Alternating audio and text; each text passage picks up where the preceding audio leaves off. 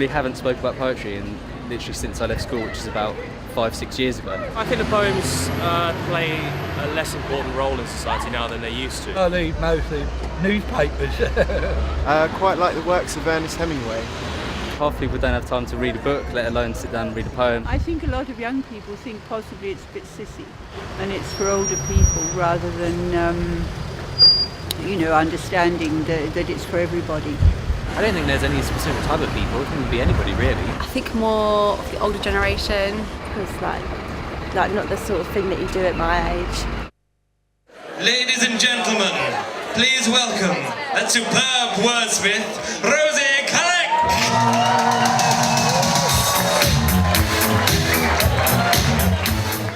Before I got the chance to unagog my tongue to let him know I knew we fit like puppy and dog, he ran across to the very far side, the train from Newark, hours delayed. I'm Rosy Carrick, I'm 28, and I'm a performance poet.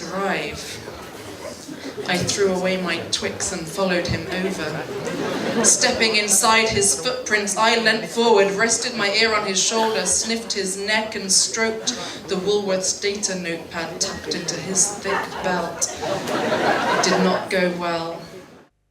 I started putting poems into competitions when I was a child and then getting prizes for that, and that was exciting, obviously, so I just carried on doing it.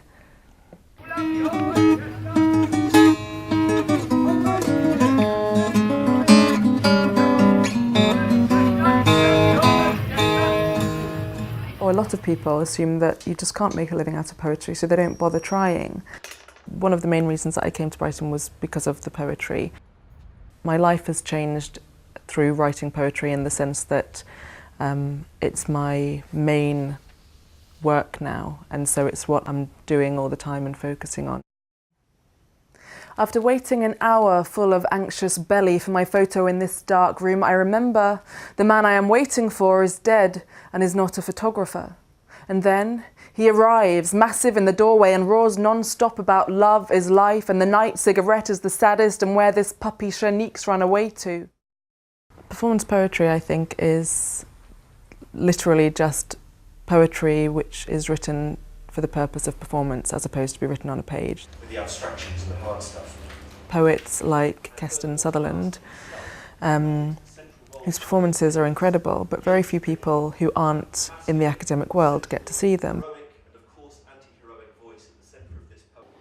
History of amorous discourse. His work is very, very difficult, incomprehensible. I love you. Me too. I know. I know that you know. I know that you know that I know that you know. And for my part, I know that you know that I love you.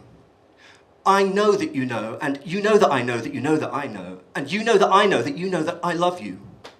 I know that you know, and you know that I know that you know that I know that you know that I love you. And I know that you know that I know that you know that I know that you know that you know. And do you love it that I know? Yes. I love knowing that you know.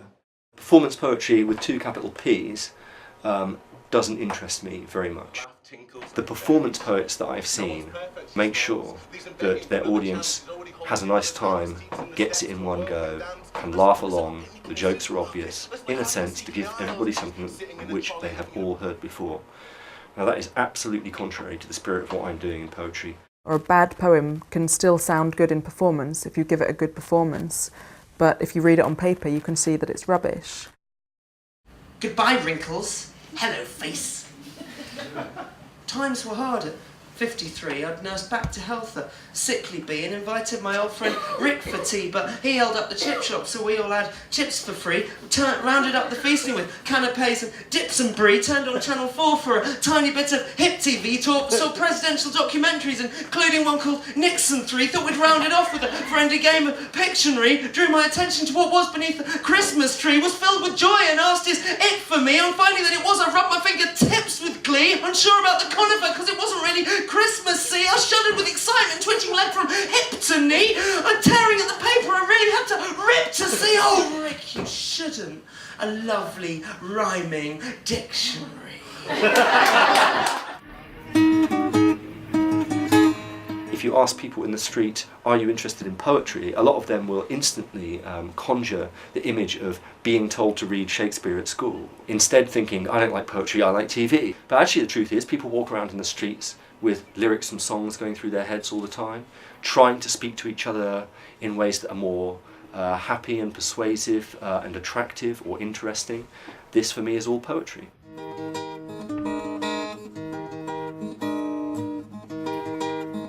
I can imagine that more people would go to live poetry events than would randomly go into a shop and pick up a book of poetry that somebody just had written and was out last week.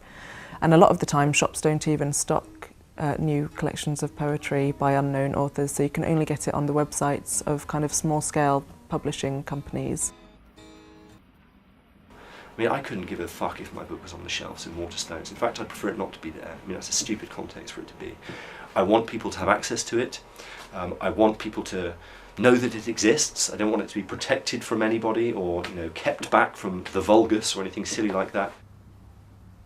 It feels like quite a dead end a lot of the time because there just isn't a market for poetry, and live performance can be a really immediate, powerful way of presenting poetry.